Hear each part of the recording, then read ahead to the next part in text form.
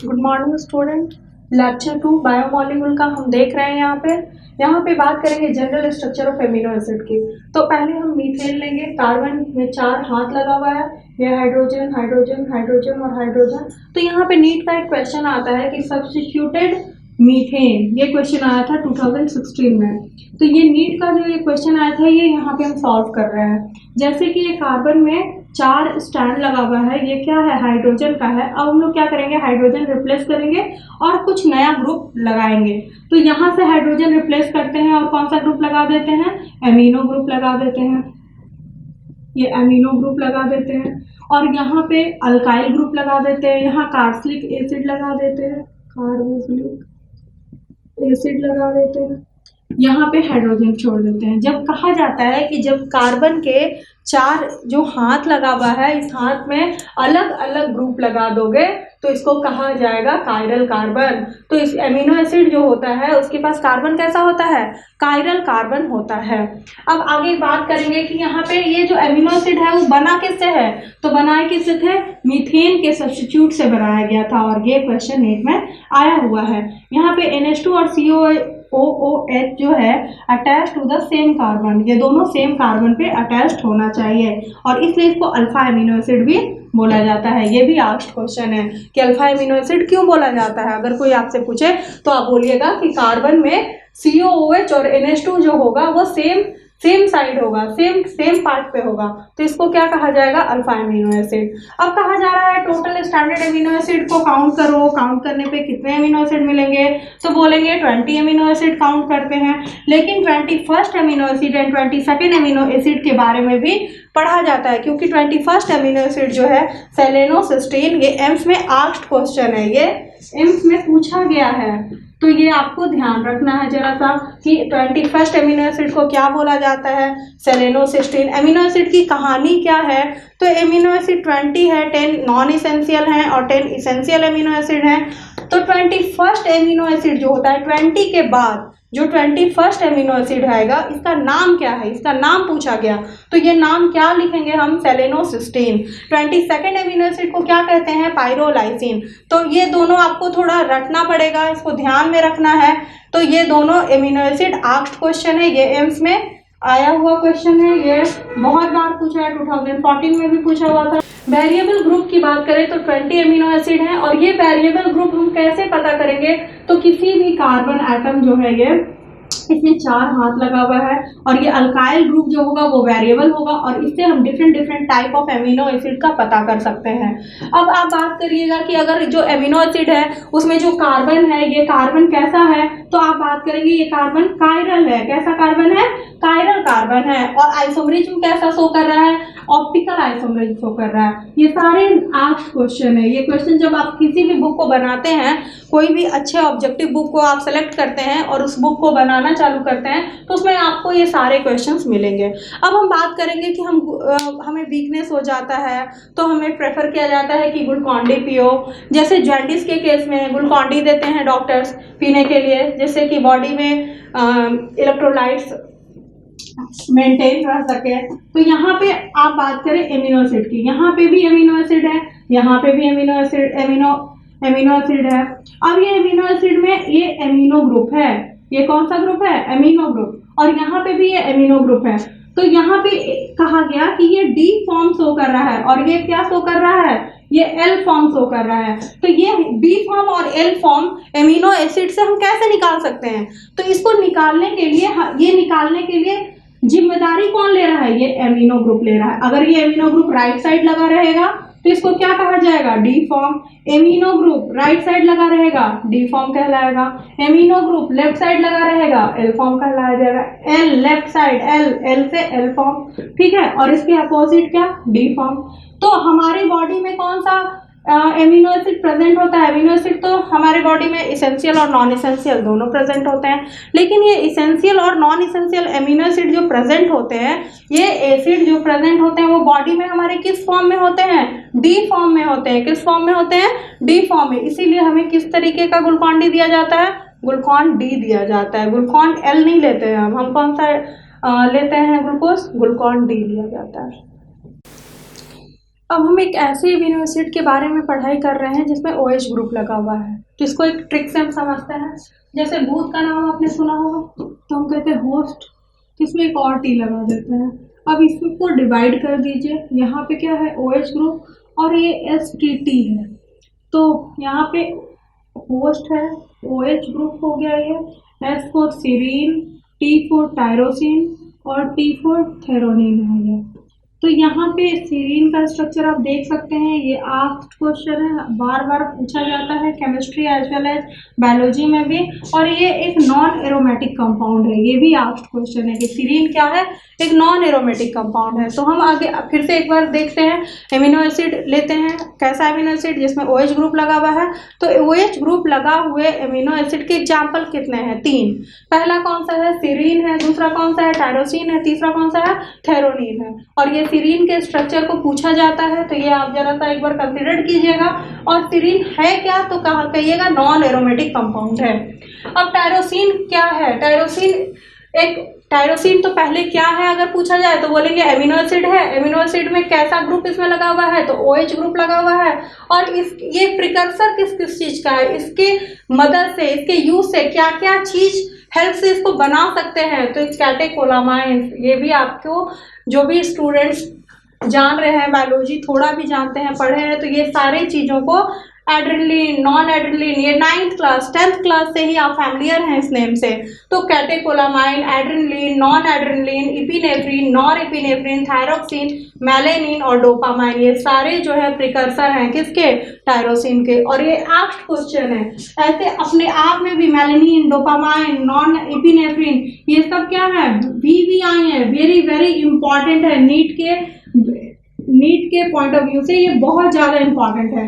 और इस तरीके से अगर हम देखें तो इसको इस तरीके से भी पढ़ सकते हैं कि कैटेकोलामाइन है क्या, प्रिकर्सर है किसका, टायरोसिन का। और ये टायरोसिन में ग्रुप कौन सा लगा हुआ है, OH ग्रुप लगा हुआ है।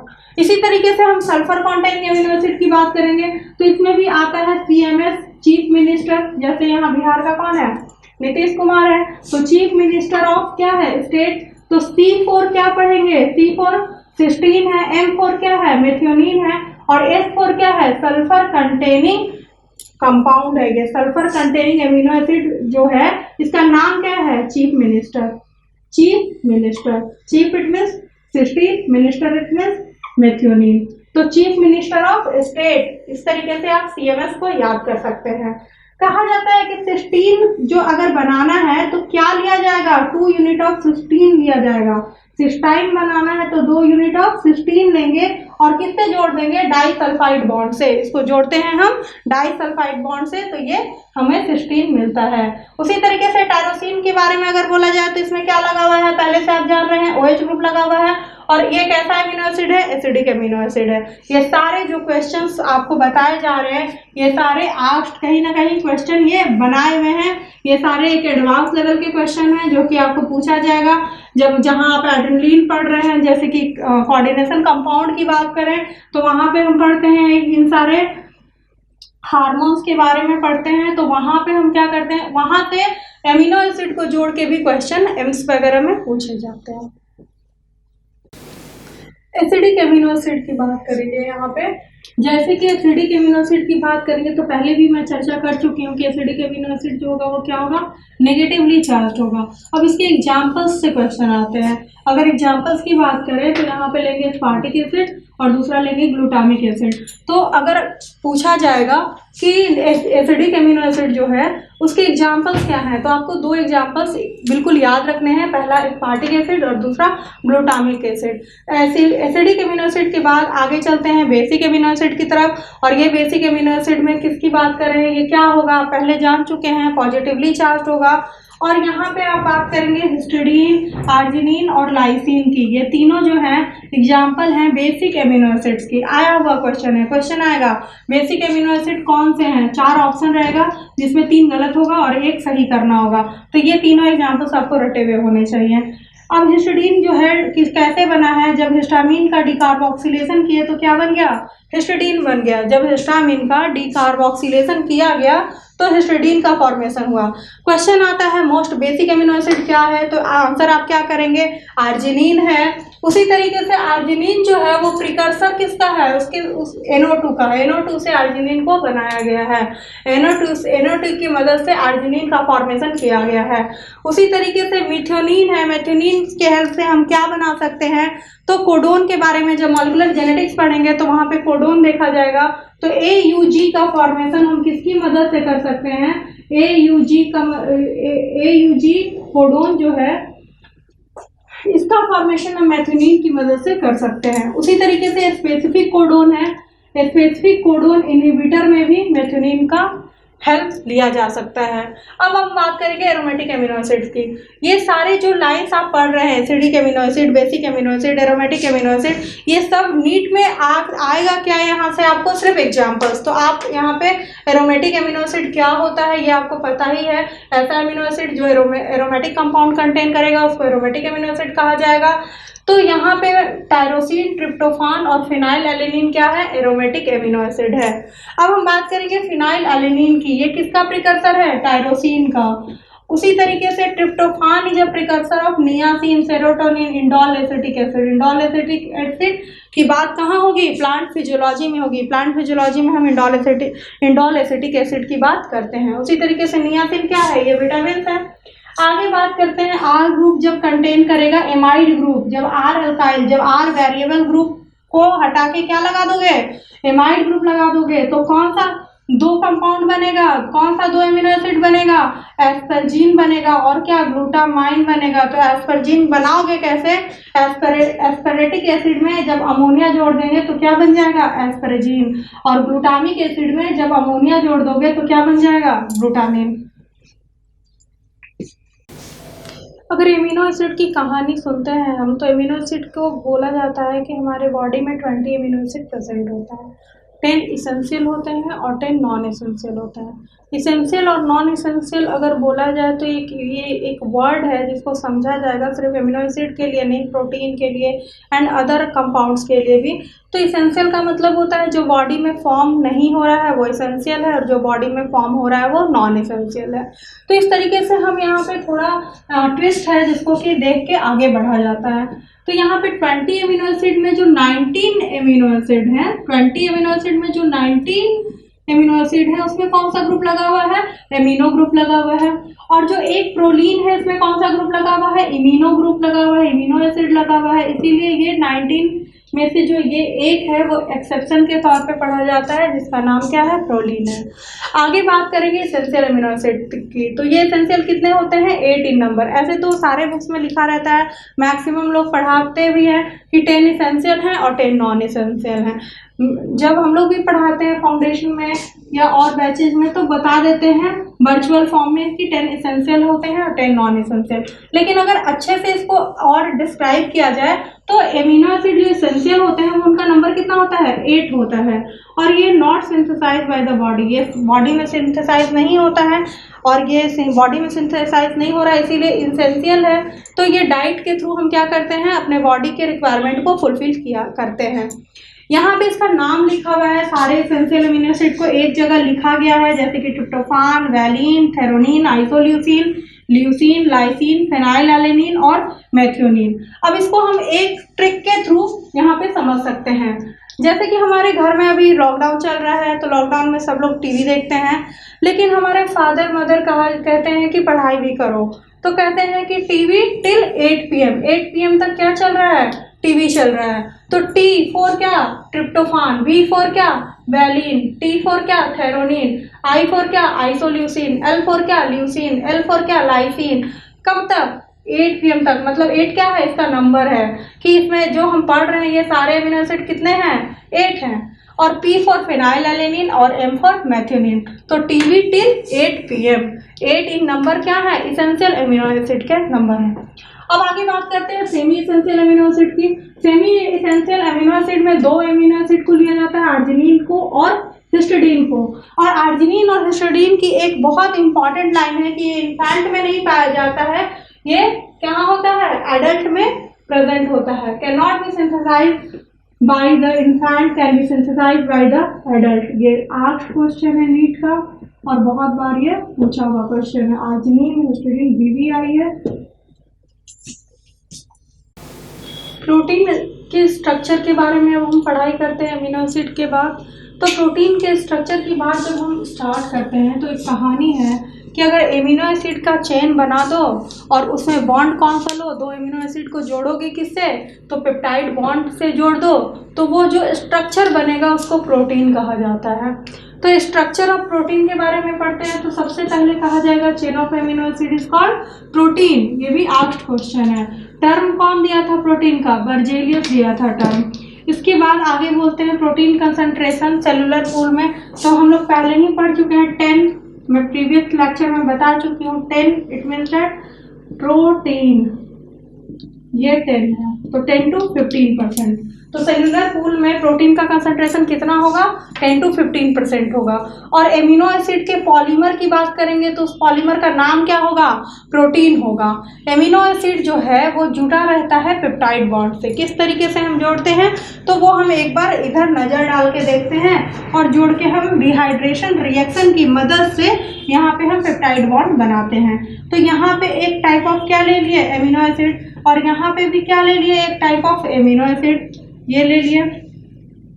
और इस यहाँ ये OH और H क्या कर दिए, हम डिहाइड्रेशन से इस H2O को निकाल दिए और जिस भी रिएक्शन में वाटर निकल जाता है उस रिएक्शन को डिहाइड्रेशन रिएक्शन बोला जाता है। और इस डिहाइड्रेशन होने के बाद यहाँ से CO और यहाँ से जो NH ग्रुप है ये दोनों मिलके एमाइड का फॉर्मेशन कर रहा है और यहाँ पे एक बॉन्ड बना रहा है जिस बॉन्ड को क्या बोला जाता है, पेप्टाइड बॉन्ड बोला जाता है। अब ये पेप्टाइड बॉन्ड रिप्रेजेंट करता है किसको, CONH को। ऐसे लिख सकते हैं आप C डबल बॉन्ड ONH, ये क्या है, एक एमाइड है। पेप्टाइड बॉन्ड का फॉर्मेशन जब हो रहा था, यहाँ पे जैसे ही हम पेप्टाइड बॉन्ड का फॉर्मेशन कर रहे थे तो यहाँ से क्या निकालने के बाद फॉर्मेशन हुआ पेप्टाइड बॉन्ड का, वाटर निकलने के बाद। और इस वाटर के निकलने की वजह से इस रिएक्शन का नाम क्या पड़ा, डिहाइड्रेशन रिएक्शन। आगे लिखते हैं डाइपेप्टाइड। डाइपेप्टाइड का मतलब क्या होता है, तो यहाँ पे समझना है कि एमिनो एसिड का नंबर कितना है, यहाँ पे 2 है, इसीलिए इसको क्या बोला जाता है, डाइपेप्टाइड कहा जाता है। जैसे कि यहाँ पे ले लेते हैं हम CONH और इस CONH में यहाँ क्या लगा दिए, A, और इधर क्या लगा दिया, B। A किसको रिप्रेजेंट कर रहा है, एमिनो एसिड को, B किसको रिप्रेजेंट कर रहा है, एमिनो एसिड को। तो ये दोनों क्या है, डाइपेप्टाइड बॉन्ड का फॉर्मेशन करता है। 2 एमिनो एसिड अगर ज्वाइन करते हैं बाइपेप्टाइड बॉन्ड से तो क्या बन जाएगा, डाइपेप्टाइड बॉन्ड बन जाएगा। अब ऑक्टापेप्टाइड की अगर बात करें तो 8 एमिनो एसिड को ज्वाइन करोगे 7 पेप्टाइड बॉन्ड से, एक वाटर निकल जाएगा, मूव्ड आउट हो जाएगा, तो क्या किस चीज का फॉर्मेशन होगा, ऑक्टापेप्टाइड का। तो अगर हम क्वेश्चन की तरफ चले तो यहाँ से क्या पूछा जा सकता है, तो प्रोटीन का टर्म किसने दिया, ये पूछा जा सकता है। ये बहुत ही एक इम्पॉर्टेंट लाइन है कि एमिनो एसिड के चेन को प्रोटीन कहा जाता है। ये भी पूछा जा सकता है कि एमिनो एसिड के पॉलीमर को प्रोटीन कहा जाता है। कंसंट्रेशन के, सेलुलर पूल के कंसंट्रेशन के बारे में मैं पहले भी चर्चा कर चुकी हूँ कि सेलुलर पूल के कंसंट्रेशन होता कितना है, 10 to 15%, ये भी पूछा जा सकता है। डाइपेप्टाइड बॉन्ड का फॉर्मेशन किस तरीके से हो रहा है, यहाँ कौन सा रिएक्शन हो रहा है और क्या रिमूव हो रहा है और किस चीज का फॉर्मेशन हो रहा है, ये एक कॉन्सेप्ट है, इसको भी आप अच्छे से समझ लीजिए। यहाँ पे ये भी पूछा जा सकता है। यहाँ एमाइड ग्रुप का फॉर्मेशन हो रहा है, ये भी पूछा जा सकता है। और डाइपेप्टाइड का टर्म क्या है, डाइपेप्टाइड कहते किसको है, इस कॉन्सेप्ट को भी आपको अच्छे से क्लियर व्यू में सीखना पड़ेगा। ट्रांसलेशन के बारे में पढ़ते हैं। जब ट्रांसलेशन का मतलब क्या होता है, प्रोटीन सिंथेसिस करना। ट्रांसलेशन जब होता है तो पेप्टाइड का चेन जो होता है वो सेम सीक्वेंस में लार्ज स्केल में बनता है। इसका जो NH2 वाला एंड होगा, इसको लेफ्ट एंड में NH2 लगा रहता है और राइट एंड जो होता है उसमें COH लगा रहता है कार्बोक्सिलिक एसिड। और जो राइट एंड होता है इसको सी टर्मिनल कहा जाता है, यहाँ से आया हुआ एनसीईआरटी का क्वेश्चन है। और यहाँ जो लेफ्ट एंड है इसको एन टर्मिनल कहा जाता है। तो जब ट्रांसलेशन करते हैं, जब प्रोटीन का सिंथेसिस करते हैं तो चेन ऑफ एमिनो एसिड का फॉर्मेशन होता है, और ये एमिनो एसिड का चेन जो होता है वो सेम सीक्वेंस में होता है। एक टर्मिनल राइट एंड को सी टर्मिनल कहते हैं और लेफ्ट एंड को एन टर्मिनल कहते हैं। अब एक नीट का क्वेश्चन है जो कि इस तरीके से पूछा जाता है, बहुत बार तो नहीं पूछा गया है लेकिन 2 या 3 बार पूछा गया है तो इम्पॉर्टेंट है। क्वेश्चन है 10 units of glycine get polymerized, what will be the molecular formula of polypeptide chain. तो इसमें क्या निकालना है बाबू, मॉलिक्यूलर फार्मूला क्या होता है, किसका, ग्लाइसिन का। तो यहाँ पे हम देखते हैं ग्लाइसिन साइड चेन जो अल्काइल था हमारा, वहाँ पे हमने क्या लगाया है, H लगाया है, और यहाँ पे ये ग्लाइसिन का स्ट्रक्चर है। तो ग्लाइसिन जो है वो क्या है, सिंपलेस्ट अमीनो एसिड है, और इसमें कार्बन का नंबर काउंट करते हैं तो कार्बन का नंबर 1 और 1 2 है। हाइड्रोजन काउंट करते हैं तो यहाँ 1 2 3 4 है और 1 5 है। ऑक्सीजन का नंबर 2 है, नाइट्रोजन का नंबर 1 है। तो लिखते हैं C2H5O2N, ये मॉलिक्यूलर स्ट्रक्चर होता है किसका, ग्लाइसिन का। इसके बाद यहाँ पे क्या करते हैं कि 10 पॉलीमराइज्ड करते हैं ग्लाइसिन को, कितना टाइम, 10 टाइम्स। तो 10 से इसको क्या करेंगे, C2H5O2N को 10 टाइम्स इंटू कर देंगे। जैसे इंटू करोगे तो C2 है, इंटू 10 करोगे तो C20 हो जाएगा।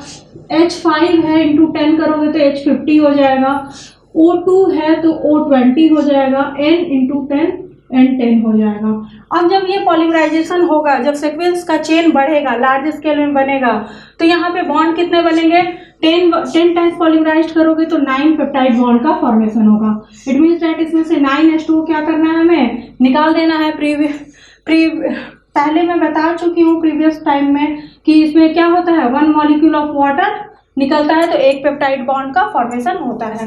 तो अब यहाँ पे जैसे ही इसमें से 9H2 सब्सट्रैक्ट करोगे तो यहाँ C20 H32 O11 N10 निकलेगा, और ये आंसर जो है ये नीट का में पूछा हुआ क्वेश्चन है। अब हम आगे बढ़ते हैं प्राइमरी स्ट्रक्चर ऑफ प्रोटीन की तरफ, इसको 1 डिग्री भी बोला जाता है। तो सिंपलेस्ट जो एमिनो एसिड्स हैं, आपने एमिनो एसिड के स्ट्रक्चर को तो बहुत अच्छे से आप जान चुके हैं, और इस एमिनो एसिड के स्ट्रक्चर को सिंपली वे में क्या कहा जाता है, प्राइमरी स्ट्रक्चर कहा जाता है, और यही प्राइमरी स्ट्रक्चर प्रोटीन का कहलाता है। यहाँ पे हम आते हैं straight chain of amino acid join together by peptide bond. जब कोई भी स्ट्रेट चेन बनाएगा एमिनो एसिड और पेप्टाइड बॉन्ड से जुड़ा रहेगा तो इसको प्राइमरी स्ट्रक्चर ऑफ प्रोटीन बोला जाता है। तो इस तरीके के स्ट्रक्चर जो दिया गया था वो किसने दिया था, साइंटिस्ट का नाम क्या है, सैंगर।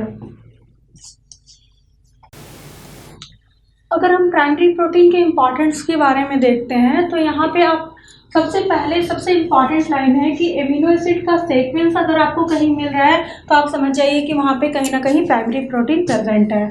तो यहाँ पे आप देखिए sequence of amino acid present होगा, और जो एमिनो एसिड का सीक्वेंस मिलेगा उसमें बॉन्ड किस टाइप का होगा, पॉलीपेप्टाइड बॉन्ड। कैसा बॉन्ड प्रेजेंट होगा, पॉलीपेप्टाइड बॉन्ड प्रेजेंट होगा। अब यहाँ पे कहा जाता है कि in any type of polypeptide chain you can see 20 different type of amino acid. ये लाइन भी बहुत ज़्यादा इंपॉर्टेंट है, VVI है, यहाँ से क्वेश्चन आस्क हो सकता है कि जब आप एमिनो एसिड का चेन बनाते हैं, जैसे कि यहाँ पे एमिनो एसिड का आप चेन बना रहे हैं, तो ये जो पॉलीपेप्टाइड चेन बना रहे हैं तो आप पहले से जानते हैं कि कितने टाइप ऑफ एमिनो एसिड हमारे पास हैं, 20 एमिनो एसिड प्रेजेंट है, इसमें कि 10 इसेंशियल और 10 नॉन इसेंशियल हैं। तो ये एमिनो एसिड पूरे के पूरे 20 भी आपको मिल सकते हैं, 3 4 5 ये सेम रिपीट भी हो सकते हैं, और एक या 2 भी बार बार मिल सकते हैं। तो इस तरीके से सीक्वेंस आपको बार बार मिलेगा।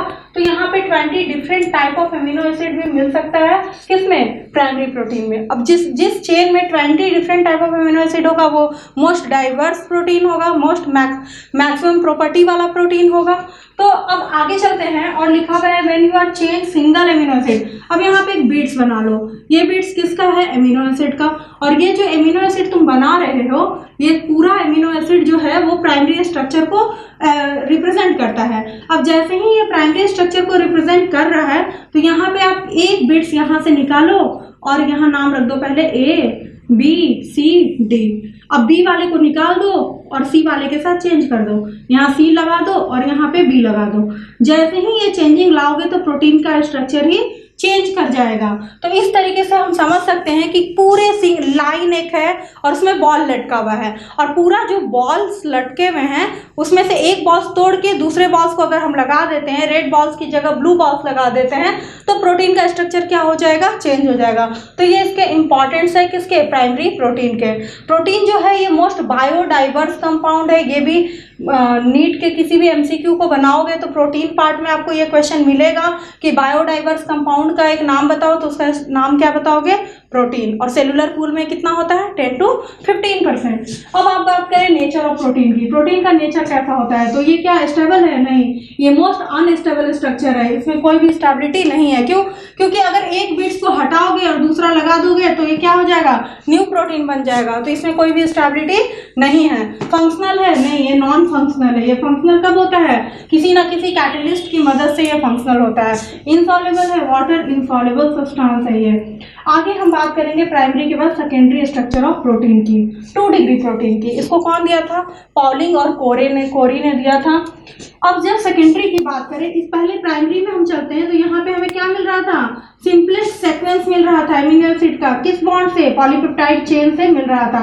लेकिन अब हमने इसमें क्या किया, थोड़ा चेंज लाया। इसमें जब हमें अल्फा हेलिक्स मिलेगा, ये अल्फा हेलिक्स बना कौन रहा है, एमिनो एसिड बना रहा है, और बीटा प्लीटेड स्ट्रक्चर अगर हमें मिलता है तो इस दोनों स्ट्रक्चर के मेल को क्या कहा जाएगा, secondary structure of protein, 2 degree protein कहा जाता है। अब अल्फा हेलिक्स कहाँ फाउंड होते हैं, केराटिन प्रोटीन में। केराटिन कहाँ प्रेजेंट होता है, आपको पहले से ही मालूम है, बालों में होता है। और बीटा प्लीटेड स्ट्रक्चर फाउंड कहाँ होता है, सिल्क फाइबर में, फाइब्रोइन प्रोटीन भी कहा जाता है इसको।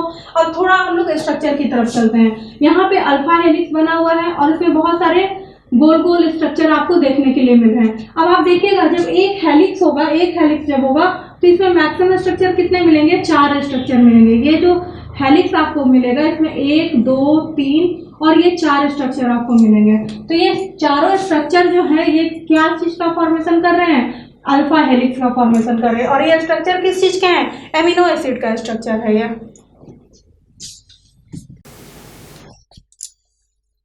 अब हम एमिनो एसिड की बात करेंगे, तो अगर 2 एमिनो एसिड लेते हैं, जैसे कि यहाँ पे ले लेते हैं हम, यहाँ ले लीजिए COH, यहाँ ले लीजिए NH2, इधर H ले लीजिए, इधर ले लीजिए COH। तो यहाँ पे हम क्या करेंगे, एक अगर और एमिनो एसिड लगाते हैं,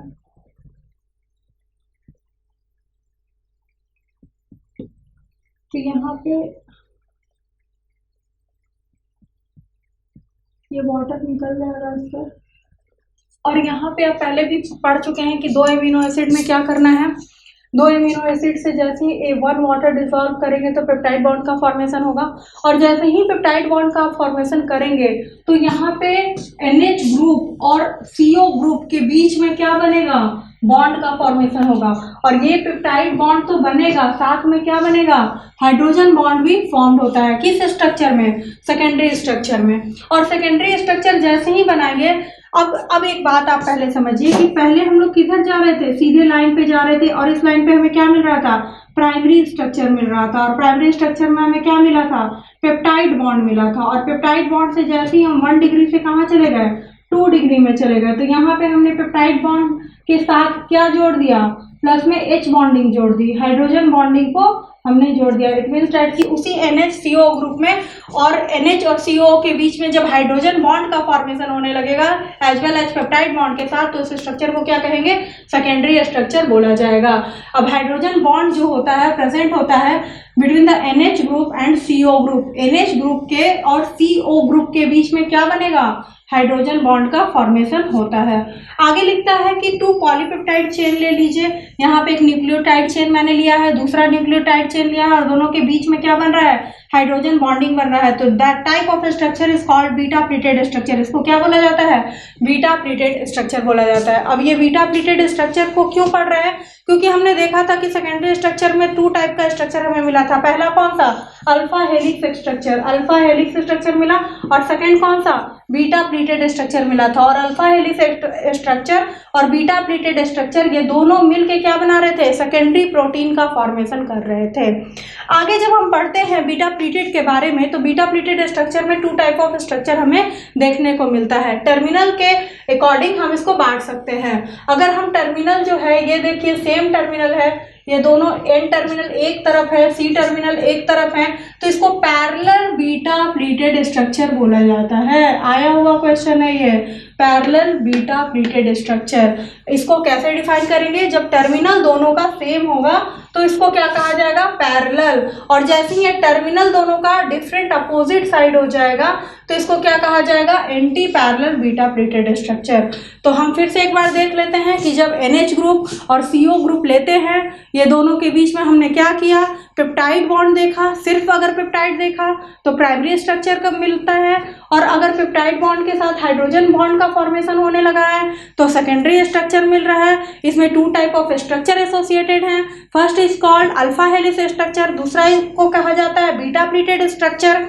अब ये बीटा प्लीटेड बनाओगे कैसे, तो 2 न्यूक्लियोटाइड चेन ले लो, दोनों के बीच में हाइड्रोजन बॉन्डिंग का फॉर्मेशन हो रहा है, and that structure is called beta pleated structure. और आगे यहाँ पे पैरेलल बीटा प्लीटेड स्ट्रक्चर हमने पढ़ा और anti parallel beta pleated structure. Tertiary structure, 3 degree of protein. जब टर्शियरी स्ट्रक्चर की बात करते हैं तो प्रोटीन और एडवांस होने लगता है। पहले हमने पढ़ा प्राइमरी स्ट्रक्चर, प्राइमरी स्ट्रक्चर में पेप्टाइड बॉन्ड की बात करेंगे। सेकेंडरी स्ट्रक्चर में पेप्टाइड बॉन्ड के साथ हाइड्रोजन बॉन्ड भी बनने लगता है। अब जब 3 डिग्री ऑफ प्रोटीन की बात करेंगे तो 3D स्ट्रक्चर फाउंड होने लगेगा।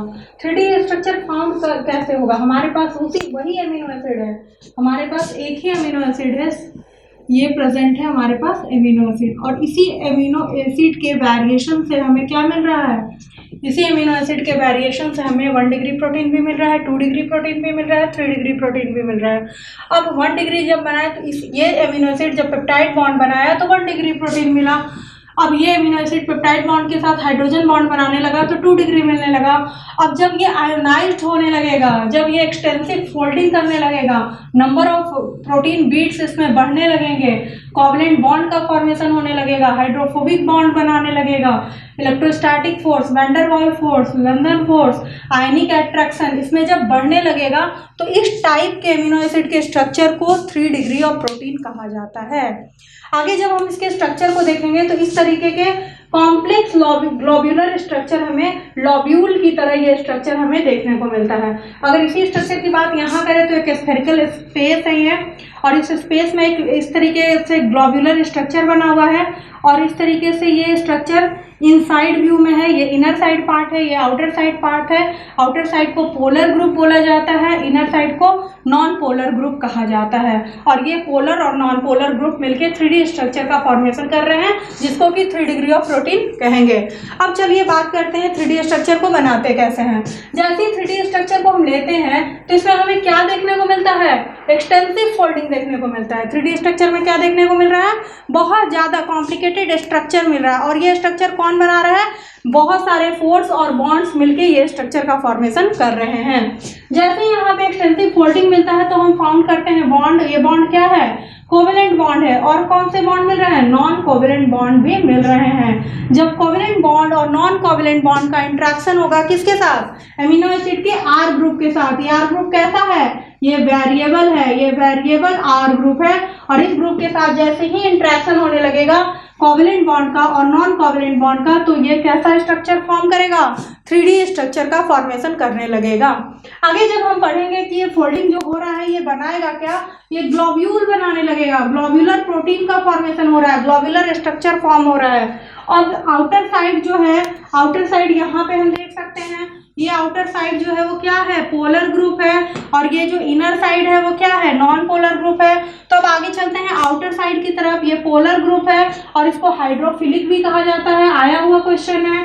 इनर साइड है, नॉन पोलर ग्रुप है, हाइड्रोफोबिक भी कहा जाता है। तो यहाँ पे आपको याद रखना है ये सारे बॉन्ड्स के बारे में और फोर्सेस के बारे में कि ये 3 डिग्री ऑफ प्रोटीन में पाया जाता है। यहाँ से ये क्वेश्चन आ सकता है। ये स्ट्रक्चर भी वीवीआई है, बहुत इंपॉर्टेंट है। और यहाँ पे इस इंट्रैक्शन को याद रखना है, ये बहुत इंटरनल क्वेश्चन है कि अगर 3D स्ट्रक्चर में जो बॉन्ड मिलेगा हमें, कोवेलेंट बॉन्ड और नॉन कोवेलेंट बॉन्ड, तो इसका इंट्रैक्शन होगा किसके साथ, तो R alkyl group of amino acid के साथ इसका इंट्रैक्शन होगा। और यहाँ से भी क्वेश्चन हो सकता है। Nature of 3 degree protein. जब 3 डिग्री प्रोटीन की हम बात करेंगे तो यहाँ पे हम बात कर रहे हैं बहुत सारे बॉन्ड्स की, जैसे कि covalent bond, non covalent bond की, जैसे कि हम बात कर रहे हैं बहुत सारे फोर्सेस की, जैसे कि इलेक्ट्रोस्टैटिक फोर्स, लंदन फोर्स की। तो ये सारे फोर्सेस क्या कर रहे हैं, कंपाउंड को स्टेबिलिटी दे रहे हैं और ये वाटर सॉल्युबल भी होगा। और ये फंक्शनल स्ट्रक्चर है। 3 डिग्री प्रोटीन कैसा स्ट्रक्चर होगा, फंक्शनल स्ट्रक्चर होगा। अब आगे चलते हैं 4 डिग्री ऑफ प्रोटीन की क्वाटरनरी स्ट्रक्चर की। जब पॉलीपेप्टाइड चेन का नंबर बढ़ा दोगे, जब 2 और 2 से ज़्यादा पॉलीपेप्टाइड चेन लेते हो तो वहाँ पे क्या करना है, 2 और 2 पॉलीपेप्टाइड चेन जैसे ही लोगे तो बहुत सारे रिंग स्ट्रक्चर बनेगा। जैसे कि 3 डिग्री में जो फोर्सेस मिल रहे थे आपको, वही फोर्सेस 4 डिग्री में भी आपको मिलेंगे, जैसे कि electrostatic force, London force, van der Waal force. और इस तरीके से एक ग्लोबुलर स्ट्रक्चर का फॉर्मेशन होता है। 3 डिग्री से भी कॉम्प्लेक्स स्ट्रक्चर का फॉर्मेशन होता है, जिसको कि 4 डिग्री ऑफ प्रोटीन कहा जाता है। अब इस 4 डिग्री ऑफ प्रोटीन का अगर एग्जाम्पल पूछा जाए तो क्या होगा, हेमोग्लोबिन, जिसमें कि 2 alpha plus 2 beta structure present होता है। उसी तरीके से डीएनए की बात करें तो 10 पॉलीपेप्टाइड चेन प्रेजेंट होता है। आगे हम बात करेंगे डीनेचुरेशन की। डीनेचुरेशन होता कब है, प्रोटीन के टूटने को ही डीनेचुरेशन कहा जाता है। प्रोटीन जब अपना नेचर छोड़ने लगता है तो उसको डीनेचर्ड कहा जाता है। ये होगा कब, जबकि टेम्परेचर आप चेंज कर देंगे। टेम्परेचर अगर आप बढ़ा देते हैं, जैसे कि आप अगर किसी आदमी को सन पे खड़ा कर दें तो वो क्या हो जाएगा, उसका सारा प्रोटीन डीनेचर हो जाएगा। आगे लिखा जाता है you can change the pH. जैसे ही आप पीएच चेंज कर देंगे तो भी क्या होने लगेगा, प्रोटीन डीनेचर होने लगेगा। Temperature high acid alkali medium में, एसिडिक मीडियम में, ठीक है ना, हाई टेम्परेचर पे ये क्या होगा, डीनेचुरेशन होने लगेगा। अब क्या होगा, जब प्रोटीन का स्ट्रक्चर डिस्टर्ब करने लगेगा, डिस्ट्रप्शन होने लगेगा, तो यहाँ पे 4 डिग्री, 3 डिग्री, 2 डिग्री स्ट्रक्चर तो डिस्ट्रॉयड हो जाता है, लेकिन ह्यूमन बींग्स में जो है 1 डिग्री स्ट्रक्चर जो होता है वो डिस्ट्रॉयड कभी भी नहीं होता है। और इस तरीके से हम डीनेचुरेशन को ख़त्म करते हैं। प्रोटीन के क्लासिफिकेशन के बारे में यहाँ पे हम देखते हैं तो फर्स्ट टाइम में देखते हैं न्यूट्रिशनल प्रोटीन। और न्यूट्रिशनल प्रोटीन में पहला है कंप्लीट प्रोटीन। तो यहाँ पे लिखा हुआ है have all essential amino acid required for human. जितने भी इसेंशियल अमीनो एसिड हैं 10 हैं, मोस्टली तो 8 हैं, सेमी इसेंशियल 2 होते हैं, पर जनरली हम 10 लेते हैं। तो ये 10 इसेंशियल जो अमीनो एसिड है ये ह्यूमंस के लिए रिक्वायरमेंट बहुत इंपॉर्टेंट है, रिक्वायर्ड है। और ये इसेंशियल अमीनो एसिड जो है वो कहाँ मिलता है, एनिमल प्रोटीन में मिलता है, जैसे कि मिल्क में केसीन प्रोटीन मिलता है, एल्ब्यूमिन मिलता है। इनकम्प्लीट प्रोटीन जो होता है इसमें क्या है, लैक 1 और मोर इसेंशियल अमीनो एसिड, एक से ज़्यादा अगर इसेंशियल अमीनो एसिड लैक होता है तो उसको क्या कहा जाता है, इनकम्प्लीट प्रोटीन। और ये कहाँ पाया जाता है, प्लांट प्रोटीन में पाया जाता है। इसी तरीके से आगे देखते हैं लिमिटिंग अमीनो एसिड। वीट में जो होता है एक ऐसा अमीनो एसिड जो लाइसीन है, ये कहाँ पाया जाता है, वीट में। या 8 क्वेश्चन है नीट का। उसी तरीके से मेज की बात करें, मक्का की बात करें, इसमें ट्रिप्टोफान पाया जाता है, ये भी 8 क्वेश्चन है नीट का। अब पल्सेस की बात करें, लिग्यूम्स की बात करें, इसमें मेथ्योनिन होता है, ये भी 8 क्वेश्चन है नीट का। लिमिटिंग अमीनो एसिड का मतलब कि ये लिमिट है, ये अमीनो एसिड यहाँ पे पाया ही जा रहा है। इसी तरीके से सिंपल प्रोटीन की बात हम करेंगे। ओनली प्रोटीन पार्ट की बात कर रहे हैं। सिंपल प्रोटीन 2 टाइप का होता है, ग्लोबुलर और फाइब्रस प्रोटीन। अब अगर शेप की बात करें तो ग्लोबुलर का शेप कैसा होगा, स्फेरिकल। फाइब्रस का कैसा होगा, लॉन्ग और सिलिंड्रिकल। उसी तरीके से अगर स्ट्रक्चर की बात करें तो इसका स्ट्रक्चर ग्लोबुलर का कैसा होगा, टर्शियरी, और फाइब्रस का कैसा होगा, सेकेंडरी स्ट्रक्चर फाउंड होगा। ये दोनों 8 क्वेश्चन है। उसी तरीके से सॉल्युबिलिटी की बात करें तो ये सॉल्युबल होगा वाटर में और ये इनसॉल्युबल होगा वाटर में। इसी तरीके से अगर डाइजेशन की बात करें तो ये इजीली डाइजेस्टेड होगा, लेकिन ये नॉट इजीली डाइजेस्टेड, ये इजी डाइजेस्ट फाइब्रस प्रोटीन नहीं होगा। और डीनेचुरेशन की बात करें, टूटने की बात करें तो ये इजीली डीनेचर होगा और ये इजीली डीनेचर नहीं होगा। अब हम ग्लोबुलर प्रोटीन के एग्जाम्पल की तरफ चलते हैं। जैसे कि फूड में भी ग्लोबुलर प्रोटीन प्रेजेंट होता है। वीट में अगर देखें तो ग्लूटेलिन, ग्लियर्डिन पाया जाता है। राइस की बात करें तो ऑर्जिन पाया जाता है। मेज की बात करें तो जिन पाया जाता है। मिल्क की बात करें तो लैक्ट एल्ब्यूमिन पाया जाता है। ये सारे आस्क्ड क्वेश्चन हैं, ये सारे नीट में पूछे हुए क्वेश्चन हैं। उसी तरीके से एक यक में देखें तो बिटेलो एल्ब्यूमिन पाया जाता है, ये भी आस्क्ड क्वेश्चन है। रूबिस्को की बात करें, रूबिस्को बहुत इंपॉर्टेंट है, प्लांट फिजियोलॉजी में भी आपको इसके बारे में जानकारी दिया जाएगा, पढ़ाया जाएगा। तो यहाँ पे रूबिस्को जो है प्रेजेंट इन द क्लोरोप्लास्ट है। कहाँ प्रेजेंट होता है? क्लोरोप्लास्ट में मोस्ट एबंडेंट प्रोटीन है बायोस्फीयर का, और इसमें भी क्या होता है? प्रोटीन प्रेजेंट होता है। इसी तरीके से हिस्टोन है, हिस्टोन एक बेसिक प्रोटीन है, ये भी आस्क्ड क्वेश्चन है। ये must be rich in basic amino acid, जैसे आर्जिनिन और लाइसिन में पाया जाता है, ये भी आस्क्ड क्वेश्चन है। प्रोटामीन है, ये न्यूक्लियस ऑफ स्पर्म में पाया जाता है, ये भी बीबीआई है। इसी तरीके से हम फाइब्रस प्रोटीन के एग्जाम्पल की तरफ चलते हैं। स्ट्रक्चरल प्रोटीन की बात करें तो केराटिन होता है। केराटिन में पहले हम पढ़ा चुके हैं कि अल्फा हेलिक्स प्रेजेंट होता है, और इस अल्फा हेलिक्स में ये अल्फा हेलिक्स या केराटिन प्रोटीन कहाँ पाया जाएगा? हेयर में होगा, नेल्स में होगा, हॉर्न में होगा। केराटिन जो होता है वो उसमें रिच होता है, कौन सा प्रोटीन होता है? इसमें सिस्टीन एमिनो एसिड रिच होता है।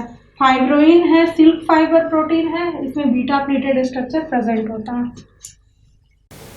अब हम स्ट्रक्चरल प्रोटीन के थर्ड एग्जाम्पल पे चलते हैं। ये कोलेजन है। कोलेजन जो है वो कनेक्टिव टिश्यू में फाउंड होता है और मोस्ट एबंडेंट प्रोटीन है इन एनिमल। कनेक्टिव टिश्यू हर जगह पाया जाता है। आपको पता है कि एनिमल के टिश्यू में कनेक्टिव टिश्यू बहुत ही इंपॉर्टेंट रोल प्ले करता है। उसी तरीके से इलास्टिन की बात करें तो फाउंड होता है ये लिगामेंट्स में। ये दोनों आस्क्ड क्वेश्चन है, और एक जगह नहीं, कोलेजन बहुत जगह पूछा जा चुका है। एक्टिन की बात करें, मायोसिन की बात करें तो ये स्टार मार्क क्वेश्चन है नीट के। ये इतने बार पूछे गए हैं कि ये बच्चों को ऐसे भी याद हो जाते हैं। तो एक्टिन और मायोसिन जो है वो किस टाइप का प्रोटीन है? कॉन्ट्रेक्टाइल प्रोटीन है। ये नीट में आस्क्ड क्वेश्चन है, इंपॉर्टेंट है। अब कहा जाता है कि नेम ऑफ कॉन्ट्रेक्टाइल प्रोटीन बताओ जो कि एंजाइमेटिक रिएक्शन में हेल्प करता है, उसका नाम क्या है? मायोसिन है। ये भी आस्क्ड क्वेश्चन है। और मायोसिन का जो हेड होता है वो कैसा होता है? पोलर होता है। इंपॉर्टेंट है ये। आगे बढ़ जाते हैं हम कंजुगेटेड प्रोटीन की तरफ, और कंजुगेटेड प्रोटीन में हम देखते हैं कि प्रोटीन पार्ट भी लेंगे और इसमें नॉन प्रोटीन पार्ट भी लेंगे। तो जिस प्रोटीन में प्रोटीन पार्ट भी होगा और नॉन प्रोटीन पार्ट भी होगा तो वैसे प्रोटीन को कंजुगेटेड प्रोटीन बोला जाता है। आगे अगर हम इसकी बात करें, इसके एग्जाम्पल्स की, तो इसमें न्यूक्लियो प्रोटीन को लिया जाता है। न्यूक्लियो प्रोटीन कहते किसको हैं? जिसमें प्रोटीन प्लस न्यूक्लिक एसिड होगा उसको न्यूक्लियो प्रोटीन कहेंगे। ये कहाँ फाउंड होगा? न्यूक्लियस में और राइबोसोम में। उसी तरीके से ग्लाइकोप्रोटीन भी आप फैमिलियर होंगे। ग्लाइकोप्रोटीन से glyco it means that carbohydrate, और प्रोटीन पार्ट और कार्बोहाइड्रेट पार्ट मिलके क्या बना रहा है? ग्लाइकोप्रोटीन बना रहा है। यहाँ पे किसकी बात कर रहे हैं हम? ये कहाँ होगा? ब्लड ग्रुप में ऑफ एंटीजन, सलाइवा में FSH, follicle stimulating hormone, luteinising hormone LH, cell surface receptor में भी ये रहेगा। और ओवोम्यूकॉइड किसको कहा जाता है? एग वाइट को कहा जाता है। तो इस तरीके से ग्लाइकोप्रोटीन यहाँ फाउंड होता है।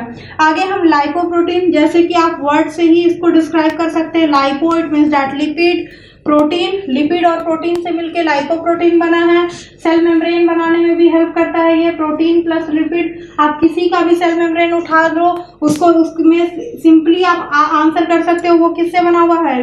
लाइपोप्रोटीन से बना हुआ है, लिपिड प्लस प्रोटीन से बना हुआ है। उसी तरीके से फॉस्फोप्रोटीन की अगर हम बात करें तो प्रोटीन प्लस फॉस्फोरिक एसिड इसमें प्रेजेंट होता है। और ये कहाँ होगा? इसके एग्जाम्पल्स क्या हैं? केसीन और एग यॉक हैं। अब आगे बात करेंगे मेटालोप्रोटीन की। तो इसमें क्या बात करते हैं कि जब प्रोटीन में मेटल प्रेजेंट होगा तो इसको मेटालोप्रोटीन कहते हैं। अब कार्बोनिक एनहाइड्रेस की बात करेंगे। आप फैमिलियर होंगे कार्बोनिक एनहाइड्रेस से। ये नीट का इतना इंपॉर्टेंट है, ये इसका एकदम फेवरेट वर्ड है नीट का, जो कि अक्सर पूछा जाता है। और इसमें मेटल जो होगा, एम फॉर में मेटल रिप्रेजेंट की हूँ, और मेटल जो होगा वो कौन सा मेटल होगा? जिंक होगा। अब आगे बात करें कैटेलेस की, इसमें आयरन प्रेजेंट होगा। फेरिटीन की, इसमें आयरन प्रेजेंट होगा। नाइट्रोजिनेज की, इसमें मॉलिब्डेनम प्रेजेंट होगा। हेक्सोकाइनेज की, इसमें मैग्नीशियम प्रेजेंट होगा। उसी तरीके से आप आगे बढ़ते हैं तो यहाँ आपको क्रोमोप्रोटीन मिलता है। क्रोमो का मतलब क्या होता है, कलर की बात हो रही है। तो जैसे ही कलर की बात हो रही है तो यहाँ पे मेटल और उसके कलर के बारे में भी यहाँ पे डायग्नोसिस कर दिया गया है। अब हम हेमोग्लोबिन की बात करेंगे तो इसमें आयरन कंटेनिंग होता है, हर बच्चा जानता है, और आयरन कंटेनिंग होगा तो कलर क्या होगा, रेड होगा। हेमोसाइनिन की बात करें, अगर हम इंसेक्ट क्लास में चले जाएं, आर्थ्रोपोडा में चले जाएं, तो वहाँ पे जो ब्लड का कलर होता है उसमें कॉपर कंटेन होता है, और वो कॉपर किस कलर से रिप्रेजेंट किया जाता है, ब्लू कलर देता है। आगे अगर क्लोरोफिल की बात करें, अगर प्लांट बना दिया जाए और इस प्लांट में क्या प्रेजेंट है, क्लोरोफिल प्रेजेंट है, और ये क्लोरोफिल क्या था, इसमें क्या कंटेन हो रहा है, कौन सा मेटल कंटेन हो रहा है, मैग्नीशियम, और ये मैग्नीशियम के कारण इसका कलर क्या है, ग्रीन कलर है। उसी तरीके से साइटोक्रोम की बात करें, इसमें भी आयरन कंटेन है, ये भी कलर क्या देगा, रेड कलर देगा। आगे हम बात करते हैं ट्रांसपोर्ट ऑफ प्रोटीन की। प्रोटीन के मदद से क्या क्या चीज ट्रांसपोर्ट हो रहा है। तो अगर हम बात करें कि हमारे एक एक सेल में अगर सेलुलर रेस्पिरेशन किया जा रहा है तो वहाँ ऑक्सीजन कंटेन है, वहाँ ऑक्सीजन की ज़रूरत है, और जैसे ही ऑक्सीजन की ज़रूरत है तो ऑक्सीजन को ट्रांसपोर्ट करने वाला कौन है, आरबीसी। तो यहाँ पे हेमोग्लोबिन जो प्रेजेंट है आरबीसी में, वो O2 को भी ट्रांसपोर्ट करता है और CO2 को भी ट्रांसपोर्ट करता है। GLUT4 है ये ग्लूकोज को ट्रांसपोर्ट करता है into the cell. P protein की बात करेंगे अगर हम एनाटॉमी, प्लांट एनाटॉमी में, तो ये भी क्या करता है, फ्लोएम में सॉल्यूट को ट्रांसपोर्ट करने में हेल्प करता है। इसी तरीके से डिराइव प्रोटीन की बात आ रही है। अब ये सारे वन लाइन आस्क्ड क्वेश्चन है। GLUT4 भी नीट में आस्क्ड है, बहुत इंपॉर्टेंट है, VVI है, ये नीट में आया हुआ क्वेश्चन है। हेमोग्लोबिन तो आपको पहले से ही पता है। पी प्रोटीन की बात करें, पी प्रोटीन पहली बार 2008 के मेंस में पूछा गया था नीट में, और उसी टाइम से ये बहुत पॉपुलर हो गया था।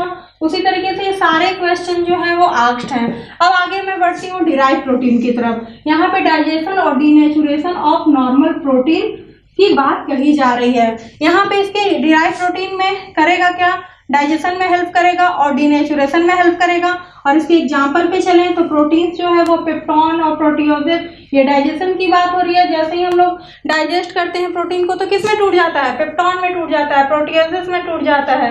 उसी तरीके से क्लॉटिंग की बात करें, अगर किसी बच्चे को चोट लग जाती है, ब्लीडिंग होने लगी, तो थोड़ी देर ब्लीडिंग होने के बाद वो रुक जाता है, ब्लड बहना रुक जाता है। तो ये रुकता कैसे है, फाइब्रिनोजेन की मदद से, ब्लड क्लॉटिंग फैक्टर की मदद से। तो इस तरीके से हम प्रोटीन के पार्ट को खत्म करते हैं और नेक्स्ट सेशन में हम कार्बोहाइड्रेट की तरफ चलेंगे।